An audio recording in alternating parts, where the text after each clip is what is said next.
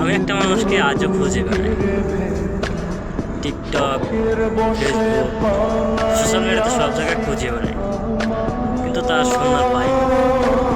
যে আমাকে ভালোবাসা শিখাইলো, কত কিছু শিখাইলো।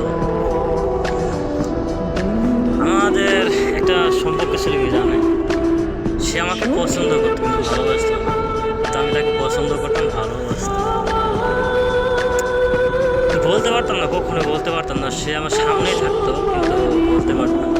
বিশেষ করে এই কথাটা আমার ক্লাসের ফ্রেন্ডটাই জানে, বিশেষ করে বুঝতে পারতাম কার কথা বলছে।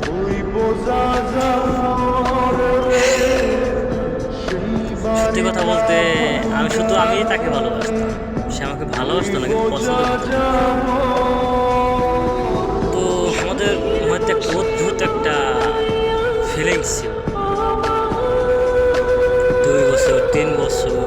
তাহলে আমি কখনোই বলতে পারতাম না যে আমি তোমাকে ভালোবাসি। কারণ কি জানেন,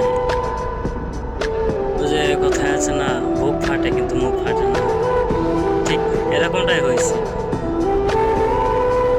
আমার তার প্রতি এমন ভালো লাগা লেগে গেছিল যে আমি তাকে অনুভব করে তার ছবিটা আমি এঁকে ফেলতাম।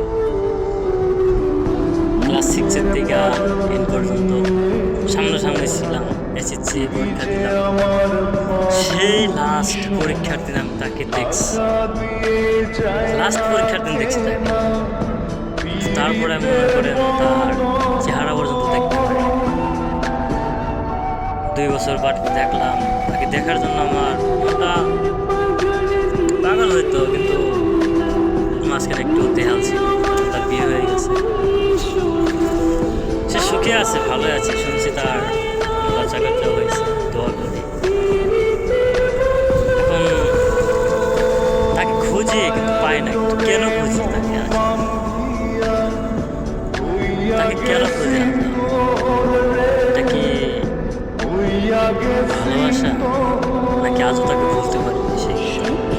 আমি তার নামে একটা ট্যাটু লিখছিলাম, অ্যাসিড মেরে। আমি বলছিলাম এই লেখাটা যতদিন থাকবে আমি তাকে ততদিন ভালোবাসবো, তার হোক বিয়ে হোক, সমস্যা।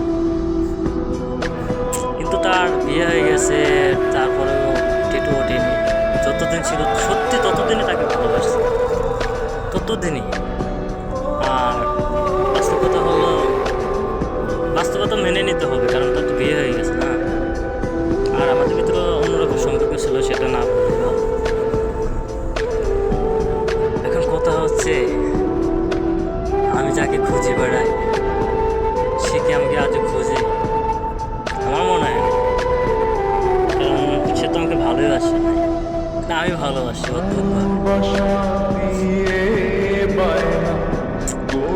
একই ক্লাসে পড়তাম, একই সাথে পরীক্ষা দিলাম, আমাকে নিয়ে ওকে নিয়ে সবাই হাসি ঠাট্টা, কিন্তু কিছু করার বাস্তবতা মেনে নিতে হবে। তো প্রবাসে চলে আসছি, হয়তো তাকে আর দেখা হবে না, ভাগ্যক্রমে যদি কখনো দেখা হয়ে যায় সেটা আল্লাহ ভরসা, আল্লাহর ইচ্ছা। দোয়া করি ভালো থাকে।